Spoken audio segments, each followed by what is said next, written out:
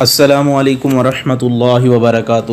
سیدنا کریم صلی اللہ تعالی علیہ وآلہ وسلم۔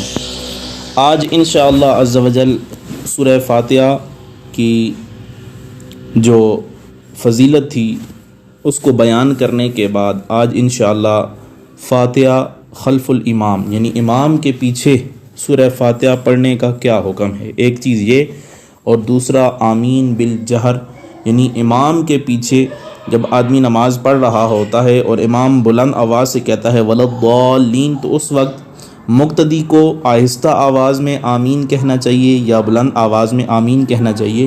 اس بارے میں انشاءاللہ قرآن و حدیث سے یہ مسئلہ بیان کیا جائے گا۔ سب سے پہلے امام کے پیچھے سورہ فاتحہ پڑھنا یا نہ پڑھنا، یاد رکھیں یہ ایک فرعی اور اجتہادی مسئلہ ہے۔ یہ ایک اجتہادی مسئلہ ہے اور فرعی اور اجتہادی مسئلے میں بندہ تشدد اختیار نہ کرے، یعنی آدمی اس میں بہت زیادہ سختی نہیں کرے۔ اگر سختی کرے گا تو پھر کیا ہوگا، پھر اپنا ہی جو ہے نقصان ہوگا، دوسرے بندے کا نقصان نہیں ہوتا۔ کیونکہ فرعی مسئلہ یہ ہے کہ اگر دونوں فریق جو ہے وہ اس پہ عمل کر رہے ہیں تو دونوں فریق کو اپنے امام کے اجتہاد کی وجہ سے انہیں اتنا ہی ثواب ملے گا جتنا امام کو مل رہا ہے۔ تو ہر فریق کو چاہیے کہ اپنا موقف اور دلائل ضرور بیان کرے، لیکن جو فریق مخالف ہے اس کو برا بلا نہ کہے۔ اور کچھ احباب جو ہے وہ اس مسئلے میں اتنا تشدد اختیار کرتے ہیں یا تشدد کے قائل ہیں کہ آئے دن اہل سنت کو یہ طعنہ دیتے رہتے ہیں کہ تمہاری تو نماز بھی سنت کے مطابق نہیں ہے، تم نماز میں سورہ فاتحہ نہیں پڑھتے ہو، لہٰذا تمہاری نماز جو ہے وہ سرے سے ہوتی ہی نہیں ہے، تمہاری نماز جو ہے وہ باطل ہے۔ ایسے حضرات کی تسلی کے لیے ہم اپنا موقف بھی بیان کرتے ہیں اور انشاءاللہ ان کے سامنے اپنے دلائل بھی عرض کرتے ہیں۔ تو سب سے پہلے فقہائے احناف کا اصول آپ جان لیں۔ اصول یہ ہے کہ مذہبنا صواب یحتمل الخطأ، کہ فرعی اور اجتہادی مسائل میں ہماری بات ہی درست ہے لیکن ممکن ہے کہ ہماری بات درست نہ ہو۔ مذہب مخالفنا خطاء یحتمل الصواب، ایسے مسائل میں دوسرے کی بات غلط ہے لیکن ہو سکتا ہے کہ اس کی بات درست ہو۔ تو اگر یہ قاعدہ کلیہ اور یہ اصول ذہن میں رہا تو انشاءاللہ بہت سارے مسائل حل ہو جائیں گے۔ یہاں پہ اہل حدیث علماء نے بھی یہی اصول اختیار کیا ہے۔ ایک اہل حدیث عالم علامہ ارشد الحق اثری نے اسی فاتحہ خلف الامام کے موضوع پر ایک بہت بڑی کتاب لکھی جسے توضیح الکلام فی وجوب القراءۃ خلف الامام لکھی اس نے کتاب، اور اس پوری کتاب کا مرکزی نقطہ یہی ہے کہ جس نے امام کے پیچھے سورہ فاتحہ نہیں پڑھی اس کی نماز نہیں ہے۔ اور موصوف نے اپنے طور پر اس موقف پر دلائل پیش کرنے کی بہت کوشش کی ہے۔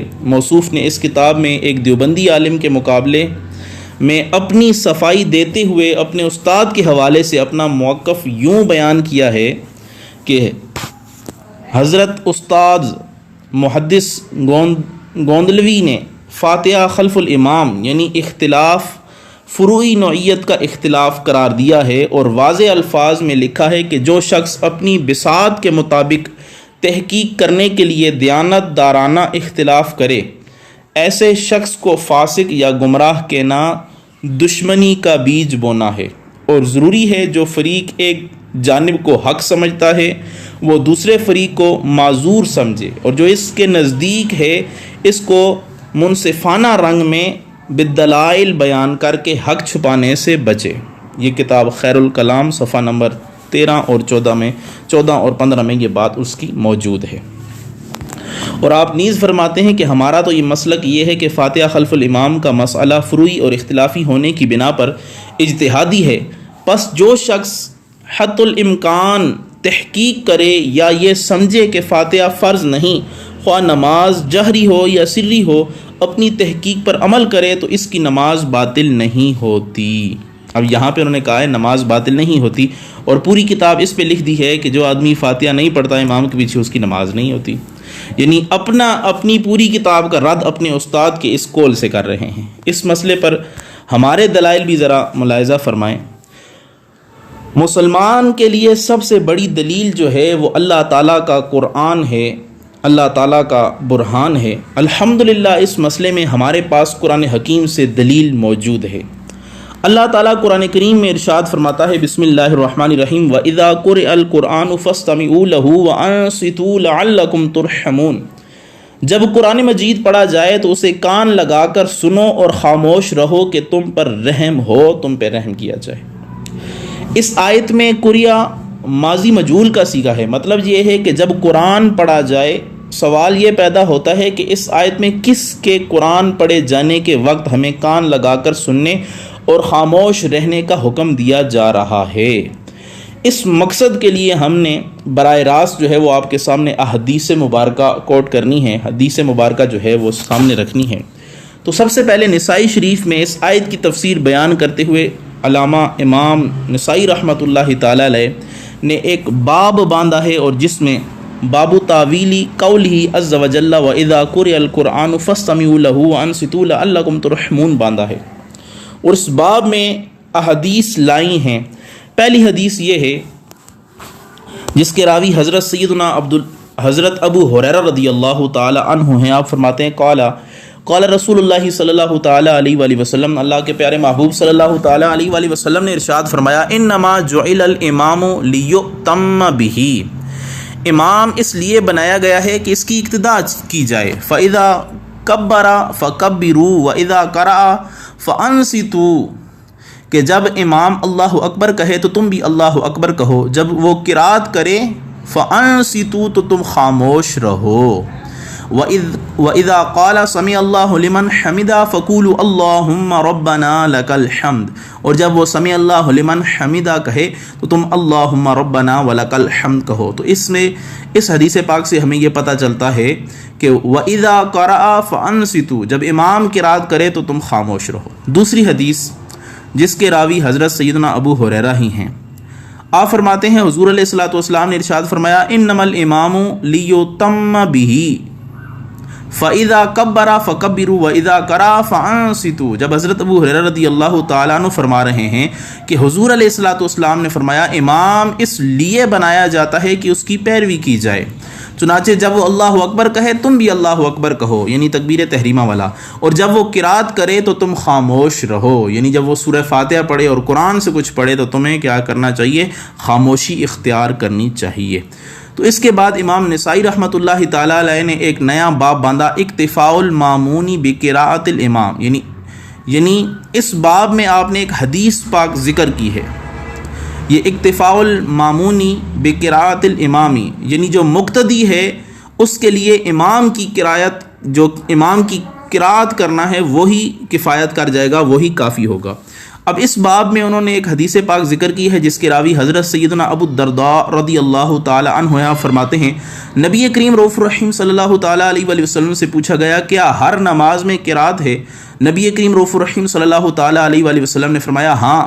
تو ایک انصاری سے کہا پھر تو ہر نماز میں قرات واجب ہو گئی؟ اب آپ نے میری طرف توجہ فرمائی، میں سب لوگوں سے زیادہ آپ کے قریب تھا۔ آپ نے ارشاد فرمایا جب بھی کوئی کسی قوم کی امامت کرے تو امام کا قرآن پڑھنا مقتدیوں کے لیے کافی ہے۔ تو اس حدیث پاک میں امام نسائی فرماتے ہیں کہ اس قول کو نبی کریم رؤوف الرحیم صلی اللہ تعالی علیہ وآلہ وسلم کا فرمان قرار دینا خطا ہے، یہ حضرت ابو درداء رضی اللہ تعالی عنہ کا فرمان ہے۔ اب یہاں پہ ایک اور حدیث پاک ذکر کرتا ہوں، حضرت سیدنا عبداللہ بن عباس رضی اللہ تعالیٰ عنہ فرماتے ہیں ان النبی صلی اللہ تعالیٰ علیہ وآلہ وسلم قرأ فی صلاۃ مکتوبۃ، کہ نبی کریم رؤوف الرحیم صلی اللہ تعالیٰ علیہ وآلہ وسلم ایک فرض نماز میں قرات یعنی قرآن کریم حضور علیہ الصلوۃ والسلام نے پڑھا، وقرأ وراءہ اصحابہ فخلطوا علیہ، تو آپ کے پیچھے اصحاب نے بھی قرآن کریم پڑھا تو نبی کریم رؤوف الرحیم صلی اللہ تعالیٰ علیہ وآلہ وسلم کا قرآن جو ہے مختلط ہو گیا، خلط ملط ہو گیا۔ قال فنزل القرآن، تو حضرت عبداللہ بن عباس فرماتے ہیں قرآن کی آیت نازل ہو گئی، وَإِذَا قُرِئَ الْقُرْآنُ فَاسْتَمِعُوا لَهُ وَأَنصِتُوا لَعَلَّكُمْ تُرْحَمُونَ فَهَذَا فِي الْمَكْتُوبَةِ۔ تو یہ جو آیت ہے یہ فرض نمازوں کے بارے میں اتری ہے، یعنی فرض نمازوں میں جب امام قرات کر رہا ہو تو مقتدیوں کو چاہیے کہ پیچھے خاموش رہیں۔ ایک اور حدیث جس کے راوی حضرت بشیر بن جابر ہیں، فرماتے ہیں صلی ابن مسعود، حضرت ابو مسعود رضی اللہ تعالی عنہ نے نماز پڑھی، حضرت عبداللہ بن مسعود رضی اللہ تعالی عنہ، فسمع ناسن، لوگوں نے جب حضرت عبداللہ بن مسعود نے نماز پڑھائی تو انہوں نے سنا، فسمع ناسن، لوگوں نے جو ہے وہ قرات شروع کر دی، یقرؤون مع الامام، کہ وہ امام کے ساتھ جو ہے وہ قرآن پڑھ رہے ہیں، سورہ فاتحہ یا دیگر جو ہے وہ سورت پڑھ رہے ہیں۔ فلما انصرف، جب آپ نماز پڑھ کے فارغ ہوئے تو قال، آپ نے فرمایا، اما آن لکم ان تفقہوا، کیا ابھی تک وہ وقت نہیں آیا کہ تم سمجھو؟ اما آن لکم ان تعقلوا، کیا ابھی تک وہ وقت نہیں آیا کہ تم عقل سے کام لو؟ وَإِذَا قُرِئَ الْقُرْآنُ فَاسْتَمِعُوا لَهُ وَأَنصِتُوا كَمَا أَمَرَكُمُ اللَّهُ، یعنی جب قرآن پڑھا جائے کان لگا کر سنو اور خاموش رہو جیسا کہ اللہ تعالیٰ نے تمہیں حکم دیا ہے۔ یہ حدیث پاک بھی جو ہے تفسیر ابن جریر میں موجود ہے۔ اس کے بعد ایک اور حدیث پاک جس کے راوی حضرت طلحہ بن عبید اللہ رضی اللہ تعالی عنہ، آپ بیان فرماتے ہیں، رأیت عبید بن عمیر وطاء بن ابی رباح یتحدثان والقاص یقص، فقلت، کہ میں نے دیکھا کہ عبید بن عمیر اور عطاء ابن ابی رباح آپس میں باتیں کر رہے ہیں حرم شریف میں، اور ایک بندہ وہاں پہ واعظ کر رہا تھا، قصے سنا رہا تھا۔ میں نے کہا، آپ یہ اللہ کا ذکر کیوں نہیں سن رہے اور آپ ثواب کیوں نہیں حاصل کرنا چاہ رہے؟ طلحہ کہتے ہیں ان دونوں نے میری طرف دیکھا اور پھر باتیں کرنا شروع کر دی۔ میں نے پھر دہرایا کہ جناب واعظ ہو رہا ہے، آپ باتیں کر رہے ہیں۔ ان دونوں نے پھر میری طرف دیکھا اور دوبارہ باتیں کرنا شروع کر دی۔ میں نے پھر تیسری مرتبہ کہا، ادھر واعظ ہو رہا ہے اور آپ باتیں کر رہے ہیں۔ طلحہ کہتے ہیں دونوں نے میری طرف دیکھا اور دونوں نے کہا، خاموش رہنے کا حکم صرف نماز کے لیے ہے۔ اور پھر انہوں نے یہ آیت مبارکہ تلاوت کی، وَإِذَا قُرِئَ الْقُرْآنُ فَاسْتَمِعُوا لَهُ وَأَنصِتُوا، انہوں نے پھر یہ آیت کی کہ یہ آیت جو ہے یہ قرآن کریم کی یہ فرض نماز کے بارے میں اتری ہے، کسی محفل یا مجلس کے بارے میں نہیں اتری۔ تو کچھ لوگ جنہیں اتنی عقل نہیں ہوتی وہ کہہ دیتے ہیں کہ اللہ تعالیٰ نے قرآن کریم پڑھنے سے منع کیا ہے، سورہ فاتحہ قرآن نہیں بلکہ یہ تو ام القرآن ہے۔ ان کے لیے علم میں اضافے کے لیے بخاری شریف کی ایک حدیث پاک حضرت جس کے راوی حضرت ابو سعید معلیٰ فرماتے ہیں، آپ فرماتے ہیں کہ میں مسجد میں نماز پڑھ رہا تھا، رسول اللہ صلی اللہ تعالیٰ علیہ وآلہ وسلم نے مجھے اسی حالت میں بلایا، یعنی میں نماز پڑھ رہا تھا، حضور علیہ الصلوۃ والسلام نے مجھے آواز دی تو میں نے کوئی جواب نہ دیا۔ پھر بعد میں حاضر ہو گیا، جلدی جلدی نماز کی، حضور علیہ الصلوۃ والسلام کی بارگاہ میں حاضر ہوا، یا رسول اللہ صلی اللہ تعالیٰ علیہ وآلہ وسلم میں نماز پڑھ رہا تھا۔ اس پر آپ نے فرمایا، کیا اللہ تعالیٰ نے تمہیں یا تم سے نہیں فرمایا، استجیبوا للہ وللرسول اذا دعاکم، اللہ اور اس کا رسول جب تمہیں بلائیں تو تمہیں چاہیے کہ فوراً حاضر ہو جاؤ، جواب دو۔ پھر آپ نے مجھ سے فرمایا کہ آج میں تمہیں مسجد سے نکلنے سے پہلے ایک ایسی سورت کی تعلیم دوں گا جو قرآن کی سب سے بڑی سورت ہے۔ پھر آپ نے میرا ہاتھ اپنے ہاتھ میں لیا، اور جب آپ باہر نکلے یا باہر نکلنے لگے تو میں نے یاد دلایا کہ آپ نے مجھے قرآن کی سب سے بڑی سورت بتانے کا وعدہ کیا تھا۔ تو آپ صلی اللہ تعالیٰ علیہ وآلہ وسلم نے فرمایا، الحمدللہ رب العالمین، یہی وہ سب المثانی یا قرآن عظیم ہے جو مجھے عطا کیا گیا ہے۔ تو اللہ تعالیٰ کے محبوب سورہ فاتحہ کو قرآن عظیم فرما رہے ہیں، اور اس فرمان عالی کے سامنے اس کے مخالف کس بات کی حجت رکھتے ہیں؟ ہم انہی کے بات کو حرف آخر مانتے ہیں جن کا کلمہ ہم نے پڑھ کر ہمیں جو ہے وہ ایمان کی دولت نصیب ہوئی ہے۔ تو حضور علیہ الصلوۃ والسلام نے فرمایا یہ ام القرآن بھی قرآن کا حصہ ہے۔ تو جو لوگ یہ کہتے ہیں کہ سورہ فاتحہ قرآن نہیں بلکہ یہ تو ام القرآن ہے، تو ام القرآن ہو یا جو بھی ہو یہ قرآن کریم کا حصہ ہے، تو اس کا جو ہے وہ پڑھنا یہ جائز نہیں ہے۔ اور اس حدیث پاک جو ابھی بیان کی ہے اس سے یہ بھی پتہ چلتا ہے کہ اگر حضور علیہ الصلوۃ والسلام کسی بندے کو بلائیں اور وہ فرض نماز میں ہو تو اسے چاہیے کہ فرض نماز توڑ کے حضور علیہ الصلوۃ والسلام کی خدمت میں حاضر ہو جائے۔ بلکہ حدیث سے ہمیں یہ پتہ چلتا ہے کہ ایک صحابی نے جب حضور علیہ الصلوۃ والسلام نے اسے بلایا، وہ حضور کی بارگاہ میں حاضر ہو گیا اور وہ نماز پڑھ رہا تھا، 1-2 رکعتیں شاید پڑھی تھیں، تو وہ سارا کام جو حضور علیہ الصلوۃ والسلام نے اسے بتایا وہ سارا کر کے آیا۔ تو حضور علیہ الصلوۃ والسلام نے اسے فرمایا جہاں سے نماز چھوڑی تھی وہاں سے شروع کرو۔ پتہ چلا حضور علیہ الصلوۃ والسلام کی اتباع کرنا نماز کے دوران نماز توڑتی نہیں ہے۔ اور اس حدیث پاک سے یہ بھی پتہ چلتا ہے کہ اگر فرض نماز میں حضور علیہ الصلوۃ والسلام بلائیں تو فرض نماز کو چھوڑ کر حضور کی بارگاہ میں حاضر ہو جائیں، اور اگر والدین فرض نماز میں بلائیں تو فرض نماز نہیں توڑنی چاہیے، ہاں اگر نفل ہوں تو نفل نماز توڑ کے والدین کی بات کا جواب دینا چاہیے۔ اب یہاں پہ اہل حدیث یا سلفیوں اور نجدیوں کے جو متفق امام حافظ ابن تیمیہ ہیں، وہ اپنے مشہور فتاوی ابن تیمیہ جلد 22 میں لکھتے ہیں کہ جمہور ہی کا فرمان درست ہے، اس لیے کہ اللہ تعالیٰ نے فرمایا جب قرآن پڑھا جائے تو کان لگا کر سنو اور خاموش رہو کہ تم پہ رحم ہو۔ امام احمد بن حنبل رحمۃ اللہ تعالی علیہ فرماتے ہیں اس بات پر لوگوں کا یہ اجماع ہے کہ یہ آیت نماز کے متعلق نازل ہوئی ہے، اور صحیح میں بھی یہ بات ثابت ہے۔ حضرت ابو موسیٰ اشعری رضی اللہ تعالی عنہ سے روایت ہے، نبی کریم رؤوف الرحیم صلی اللہ تعالی علیہ وآلہ وسلم نے ارشاد فرمایا امام بنایا ہی اس لیے جاتا ہے کہ اس کی پیروی کی جائے۔ جب امام تکبیر کہے تم بھی تکبیر کہو، جب امام قرآن پڑھے تم خاموش رہو، اور جب امام تکبیر کہے اور رکوع کرے تو تم بھی تکبیر کہو اور رکوع میں ہو جاؤ۔ بے شک امام تم سے پہلے رکوع کرتا اور رکوع سے سر اٹھاتا ہے۔ یہ حدیث پاک بھی جو ہے یہ موجود ہے۔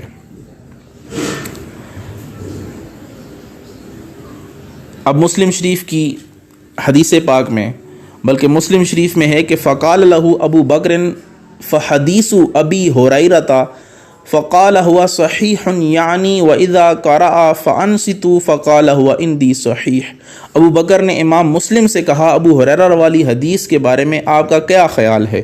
تو امام مسلم نے فرمایا وہ صحیح حدیث ہے، یعنی نبی اکرم صلی اللہ تعالیٰ علیہ وآلہ وسلم کا فرمان ہے کہ جب امام قرآن پڑھے تو خاموش رہو، میرے نزدیک یہ حدیث پاک صحیح ہے۔ تو امام مسلم نے پوری صحیح مسلم میں اس حدیث کے علاوہ کسی حدیث کے متعلق ہوا عندی صحیح کے الفاظ نہیں فرمائے سوائے اس حدیث پاک کے۔ اب ایک اور مسئلہ بھی یاد رکھیں، مدرک رکوع مدرک رکعت ہے یا نہیں، یعنی جو آدمی رکوع کو پا لیتا ہے کیا وہ اس رکعت کو پا لیتا ہے یا نہیں۔ اب میں آپ کی توجہ ایک اور جانب مبذول کروانا چاہتا ہوں۔ غیر مقلدین کا دعویٰ یہ ہے کہ نماز میں مقتدی کے لیے سورہ فاتحہ پڑھنا فرض ہے۔ سوال یہ ہے کہ اگر کوئی شخص دیر سے پہنچے یا دیر سے پہنچنے کی وجہ سے امام کے ساتھ رکوع میں شامل ہو گیا اور اس کو رکعت مل گئی یا نہیں، اگر نہیں ملی تو دلیل، اور اگر مل گئی تو سورہ فاتحہ کے بغیر رکعت جو ہے وہ کیسے ملی، کیونکہ ان کے نزدیک تو سورہ فاتحہ پڑھنا فرض ہے۔ اب فرض کے بغیر رکعت کیسے ملے گی؟ تو یہاں پہ مدرک رکوع کے مدرک رکعت ہونے پر دلائل ملاحظہ کیجئے۔ مشہور جو وہابی محقق جو ہے ناصر الدین البانی، وہ کہتے ہیں کہ حضرت عبداللہ بن مسعود رضی اللہ تعالیٰ عنہ فرماتے ہیں جس نے امام کو حالت رکوع میں نہ پایا اس نے وہ رکعت نہ پائی۔ اس حدیث کو بہقی نے حضرت ابو الاحوص سے 2 سندوں کے ساتھ روایت کیا، اور آپ کہتے ہیں یعنی ناصر البانی کہتے ہیں کہ میں کہتا ہوں یہ سند صحیح ہے، یعنی یہ حدیث پاک صحیح ہے۔ اور اسی طرح ابن ابی شیبہ نے مصنف میں، طحاوی، طبرانی اور بہقی نے زید بن وہب سے روایت کیا، وہ فرماتے ہیں حضرت عبداللہ بن مسعود کے ساتھ ان کے گھر سے مسجد کو چلا، حضرت عبداللہ اور میں جب مسجد کے درمیان میں پہنچے تو امام رکوع میں تھا، اور حضرت عبداللہ نے تکبیر کہی اور رکوع میں چلے گئے، اور میں بھی ان کے ساتھ رکوع میں چلا گیا۔ پھر ہم رکوع کی حالت میں ہی چلتے چلتے صف تک پہنچے، یہاں تک کہ قوم نے جو ہے وہ اپنے سروں کو اٹھا لیا۔ زید بن وہب کہتے ہیں میں نے جب امام نے نماز مکمل کی تو میں کھڑا ہو گیا، میرا خیال یہ تھا کہ میری رکعت نہیں ہوئی، لیکن حضرت عبداللہ بن مسعود نے میرا ہاتھ پکڑ لیا اور مجھے بٹھا دیا اور کہا تیری رکعت ہو گئی ہے۔ البانی صاحب کہتے ہیں کہ اس حدیث کی سند صحیح ہے، طبرانی میں اس کی ایک اور سند بھی موجود ہے۔ حضرت عبداللہ بن عمر رضی اللہ تعالیٰ عنہ فرماتے ہیں جب تو آئے اور امام رکوع میں ہو تو امام کے سر اٹھانے سے پہلے اگر تو نے اپنے ہاتھ باندھے یا اپنے ہاتھ اپنے گھٹنوں پر رکھ لیے تو تو نے رکوع کو پا لیا۔ البانی صاحب کہتے ہیں کہ اس روایت کو ابن ابی شیبہ نے ابن جریج عن نافع کے طریق سے یا طرق سے روایت کیا، اور اسی طریق سے بہقی نے بھی روایت کیا، مگر بہقی نے ابن جریج کے ساتھ مالک کو بھی ملایا، اور اس کے الفاظ یہ ہیں جس نے امام کو حالت رکوع میں پایا پھر امام کے سر اٹھانے سے پہلے اس نے رکوع کر لیا تو بے شک اس رکعت کو اس نے پا لیا۔ اور ان کے امام البانی کہتے ہیں کہ میں کہتا ہوں اس حدیث کی سند بھی درست ہے۔ ایک اور روایت حضرت حسن بصری صحابی رسول حضرت ابو بکر رضی اللہ تعالیٰ عنہ سے روایت کرتے ہیں کہ ایک مرتبہ دیر سے آئے ہوئے، یعنی دیر سے وہ آئے انہوں نے نبی کریم رؤوف الرحیم صلی اللہ تعالیٰ علیہ وآلہ وسلم کو حالت رکوع میں دیکھا تو انہوں نے صف میں پہنچنے سے پہلے ہی رکوع کر لیا، اور انہوں نے اس بات کا ذکر نبی کریم رؤوف الرحیم صلی اللہ تعالیٰ علیہ وآلہ وسلم سے کیا تو آپ نے فرمایا تیری حرص کو زیادہ کرے، اللہ تیری حرص کو زیادہ کرے، آئندہ ایسا نہ کرنا۔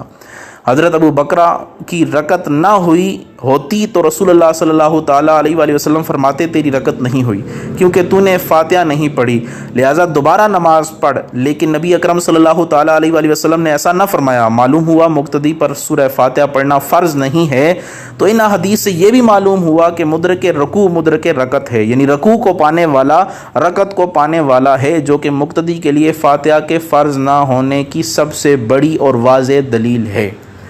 ایک اور حدیث پاک، اللہ کے محبوب صلی اللہ تعالیٰ علیہ وآلہ وسلم ایک جہری نماز سے فارغ ہوئے تو آپ نے پوچھا میرے پیچھے ابھی کس نے پڑھا؟ ایک آدمی نے کہا جی یا رسول اللہ میں نے پڑھا تھا۔ نبی اکرم صلی اللہ تعالیٰ علیہ وآلہ وسلم نے فرمایا میں بھی کہوں میرے ساتھ نماز میں منازعت کی جا رہی ہے۔ صحابہ نے نبی کریم رؤوف الرحیم صلی اللہ تعالیٰ علیہ وآلہ وسلم کے اس فرمان کے بعد جہری نمازوں میں امام کے پیچھے قرآن پڑھنا چھوڑ دیا۔ یہ حدیث پاک سنن نسائی میں موجود ہے۔ تو یہاں سے معلوم ہوا کہ ابتداءً جہری نماز میں امام کی ابتدا میں قرآن پڑھنا چھوڑا گیا ہے۔ منازعت کا مطلب یہ ہے کسی کا حق چھیننے کی کوشش کرنا۔ اور ایک اور حدیث پاک ملاحظہ فرمائیں، حضرت ابو سعید خدری رضی اللہ تعالیٰ عنہ اور حضرت ابو ہریرہ رضی اللہ تعالیٰ عنہ سے روایت ہے، دونوں نے کہا ہے حضور علیہ الصلوۃ والسلام نے فرمایا عزت اللہ عز و جل کا تہبند ہے اور کبریائی اس کی چادر ہے، جو شخص میرا حق چھیننے کی کوشش کرے گا میں اسے عذاب دوں گا۔ اور ایک اور روایت ہے نبی کریم رؤوف الرحیم صلی اللہ تعالیٰ علیہ وآلہ وسلم نے ظہر یا عصر کی نماز پڑھائی، ایک آدمی نے آپ کے پیچھے قرآن پڑھنا شروع کر دیا اور ایک آدمی نے اسے منع کیا۔ پھر جب آپ نماز سے فارغ ہوئے تو اس آدمی نے عرض کی یا رسول اللہ میں قرآن پڑھ رہا تھا اور یہ مجھے منع کرتا تھا۔ نبی اکرم صلی اللہ علیہ وسلم نے فرمایا جس کا کوئی امام ہو تو امام کا قرآن پڑھنا مقتدی کا ہی قرآن پڑھنا ہے۔ مصنف عبد الرزاق میں یہ حدیث پاک موجود ہے۔ حضرت عبداللہ بن مقسم رضی اللہ تعالیٰ عنہ نے حضرت جابر بن عبداللہ رضی اللہ تعالیٰ عنہ سے پوچھا اتقرأ خلف الامام ہی، کیا تو امام کے پیچھے قرات کرتا ہے فی الظہر والعصر شیئا، ظہر اور عصر کی نماز میں کیا تو امام کے پیچھے قرات کرتا ہے؟ فقال لا، آپ نے ارشاد فرمایا نہیں۔ مسلم شریف کی کتاب میں بھی ایک اور حدیث پاک موجود ہے جس کے راوی حضرت عطا بن یسار ہیں۔ مشہور صحابی حضرت زید بن حارثہ سے عرض کی ہم امام کے ساتھ قرات کریں یا نہ کریں؟ تو حضرت زید بن ثابت رضی اللہ تعالیٰ نے فرمایا لا قراءۃ مع الامام فی شیء۔ حضرت زید بن ثابت ہیں، حضرت زید بن حارثہ نہیں ہیں۔ تو آپ نے فرمایا کسی بھی نماز میں امام کے ساتھ قرآن نہیں پڑھا جائے گا۔ تو ان روایات سے معلوم ہوا کہ بعد میں سری نمازوں میں بھی مقتدی کو قرآن پڑھنا منع ہو گیا ہے۔ تو نہ کوئی جہری نماز میں امام کے پیچھے قرات کر سکتا ہے، نہ کوئی سری نماز میں امام کے پیچھے قرات کر سکتا ہے۔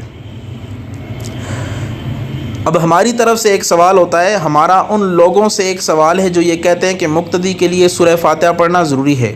اگر مقتدی اس وقت نماز میں شامل ہوا جب امام صراط الذین انعمت علیہم پڑھ چکا تھا تو مقتدی نے آ کر الحمدللہ رب العالمین سے قرات شروع کی، اب امام نے بھی غیر المغضوب علیہم ولا الضالین پڑھا، مقتدی اس وقت الرحمن الرحیم پڑھ چکا تھا۔ تو نبی کریم رؤوف الرحیم صلی اللہ تعالیٰ علیہ وآلہ وسلم کا فرمان ہے کہ جب امام ولا الضالین کہے تو تم آمین کہو۔ ہم ان لوگوں سے پوچھتے ہیں کہ اب مقتدی سورہ فاتحہ پڑھے گا یا اس فرمان پر عمل کرتے ہوئے آمین کہے گا؟ اگر فاتحہ پڑھتا ہے تو اس حکم کی خلاف ورزی ہوتی ہے، کیونکہ حضور علیہ الصلوۃ والسلام نے فرمایا آمین کہو، اور اگر سورہ فاتحہ کے درمیان آمین کہے گا تو سورہ فاتحہ کے درمیان آمین کہنا یا آمین یہ کہاں سے ثابت ہے؟ اب وہ لوگ ہی اس مسئلے کا حل بیان کریں اور اس کا جواب ہمیں عنایت فرمائیں۔ اب مخالفین کے دلائل پر ذرا ہم روشنی ڈالتے ہیں۔ ہمارے مخالفین کے پاس اس مسئلہ میں قرآن حکیم سے ایک بھی دلیل موجود نہیں ہے، اور وہ دلیل جو میں کچھ احادیث بیان کرتے ہیں ان احادیث میں بھی 3 احادیث پر بڑا زور دیتے ہیں، اور ہم ان 3 احادیث کو ترتیب سے ذکر کرتے ہیں اور ان کے جواب آپ کو دیتے ہیں۔ پہلی حدیث وہ یہ ذکر کرتے ہیں کہ حضرت عبادہ بن صامت رضی اللہ تعالیٰ عنہ فرماتے ہیں، نبی کریم رؤوف الرحیم صلی اللہ تعالیٰ علیہ وآلہ وسلم نے ارشاد فرمایا، لا صلاۃ لمن لم یقرأ بفاتحۃ الکتاب، یعنی جس نے فاتحۃ الکتاب یعنی سورہ فاتحہ نہیں پڑھی اس کی نماز نہیں ہے۔ اب اس کا پہلا جواب تو یہ ہے کہ بالفرض اگر یہ حدیث اپنے مقصود پر دلالت کرنے میں صریح بھی ہوتی تو بھی پھر ہم اس پر عمل کرنے میں معذور تھے، کیونکہ ایک طرف اللہ تعالیٰ کا قرآن اور صحابہ کی تفسیر اور دوسری طرف حدیث، تو اگر قرآن اور حدیث میں تضاد آ جائے تو ترجیح قرآن مجید کو دی جاتی ہے۔ دوسرا اس کا جواب یہ ہے کہ یہ روایت اپنے مقصود پر دلالت کرنے میں صریح نہیں ہے، کیونکہ اس میں مقتدی کا ذکر ہی نہیں ہے۔ تیسری بات یہ ہے کہ اس حدیث کو سفیان بن عیینہ اور معمر نے زہری سے روایت کیا ہے، اور سفیان بن عیینہ نے زہری سے ان الفاظ کو بیان کیا، لا صلاۃ لمن لم یقرأ بفاتحۃ الکتاب، یعنی جس نے فاتحۃ الکتاب نہیں پڑھی اس کی نماز نہیں ہے۔ جب معمر نے زہری سے حدیث پاک کے الفاظ یوں بیان کیے، لا صلاۃ لمن لم یقرأ بفاتحۃ الکتاب فصاعدا، یعنی جس نے سورہ فاتحہ اور کچھ اور نہ پڑھا اس کی نماز نہیں ہے۔ اور امام مسلم رحمۃ اللہ تعالیٰ علیہ فرماتے ہیں کہ زہری کے ایک اور شاگرد معمر نے اسی سند کے ساتھ اس کی مانند روایت کی اور یہ اضافہ کیا، فاتحہ اور کچھ اور نہ پڑھا تو اس کی نماز نہیں ہے۔ تو اس مضمون کی ایک اور حدیث پاک ابو داؤد شریف میں حضرت ابو سعید خدری رضی اللہ تعالیٰ عنہ سے مروی ہے، آپ فرماتے ہیں، امرنا ان نقرأ بفاتحۃ الکتاب وما تیسر، یعنی ہمیں حکم دیا گیا کہ ہم سورہ فاتحہ اور جو آسان لگے وہ پڑھیں۔ امام حاکم نے مستدرک میں ابو ہریرہ رضی اللہ تعالیٰ عنہ سے ایک روایت بیان کی اور اس کے الفاظ یہ ہیں کہ لا صلاۃ الا بقراءۃ فاتحۃ الکتاب فما زاد، اس بندے کی نماز نہیں جو سورہ فاتحہ نہیں پڑھتا اور کچھ اور نہیں پڑھتا۔ ہمارے مخالفین کا مقتدی بھی سورہ فاتحہ پڑھتا ہے اور سورہ فاتحہ کے ساتھ کچھ اور نہیں پڑھتا، تو سورہ فاتحہ کے ساتھ کچھ اور امام یا منفرد پڑھتا ہے۔ اصل جھگڑا مقتدی کے بارے میں ہے کہ اس نے امام کی اقتداء میں قرآن پڑھا یا نہیں پڑھا، تو ہمارے مخالفین کی یہ دلیل صریح نہیں ہے، کیونکہ سورہ فاتحہ کے ساتھ امام ہو یا منفرد ہو وہ کچھ نہ کچھ اس کے لیے پڑھنا ضروری ہے۔ ان احادیث سے جو ثابت ہوتا ہے تو وہ صرف سورہ فاتحہ پڑھتے ہیں، دوسری سورت نہیں پڑھتے۔ تو دوسری حدیث وہ یہ ذکر کرتے ہیں جس کے راوی وہی حضرت عبادہ بن صامت ہیں، آپ فرماتے ہیں، لا تفعلوا الا بفاتحۃ الکتاب فانہ لا صلاۃ لمن لم یقرأ بها، کہ امام کے پیچھے سورہ فاتحہ کے علاوہ کچھ نہ پڑھوں اس لیے کہ فاتحہ کے بغیر نماز نہیں ہے۔ اور ترمذی شریف میں یہ حدیث ہے کہ لا تفعلوا الا بام القرآن فانہ لا صلاۃ لمن لم یقرأ بها، کہ امام کے پیچھے ام القرآن کے سوا کچھ نہ پڑھو اس لیے کہ ام القرآن کے بغیر نماز نہیں ہے۔ تو اس حدیث پاک کا یا ان احادیث پاک کا جواب یہ ہے کہ یہ حدیثیں صحیح نہیں، متعدد ائمہ حدیث نے ان کو ضعیف قرار دیا ہے۔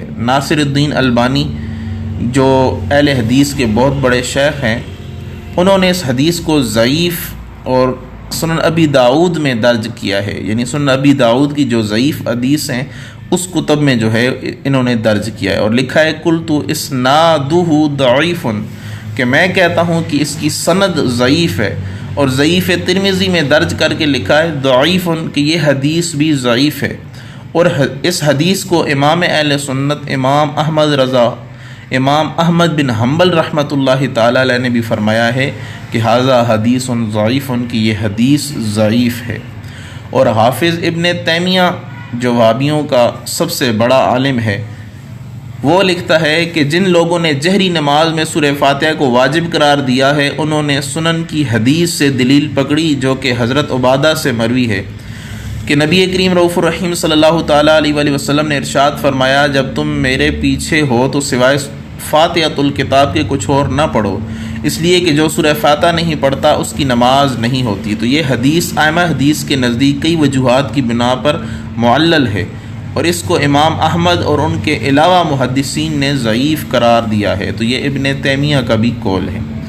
تیسری حدیث وہ ہشام بن زہرہ کہتے ہیں کہ میں نے حضرت سیدنا ابو ہریرہ رضی اللہ تعالی عنہ کو فرماتے ہوئے سنا، نبی کریم رؤوف الرحیم صلی اللہ علیہ وسلم نے فرمایا، من صلی صلاۃ لم یقرأ فیہا بأم القرآن فہی خداج فہی خداج فہی خداج غیر تمام، جس نے نماز میں ام القرآن نہیں پڑھی یعنی سورہ فاتحہ نہیں پڑھی، اس کی نماز ناقص ہے ناقص ہے ناقص ہے، مکمل نہیں ہے۔